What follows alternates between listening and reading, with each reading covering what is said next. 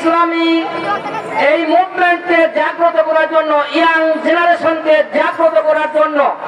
উনি অত্যন্ত চৌকস, দক্ষ, যোগ্যতার সাথে ইসলামী তাহজির এবং তাওয়াত্তুনকে এই সমাজের ভিতরে ছড়িয়ে দেওয়ার জন্য উনি যে মিডিয়ায় কথা বলতেন, এই কারণে ফ্যাসিস্ট সরকার তাকে গুম করেছিল।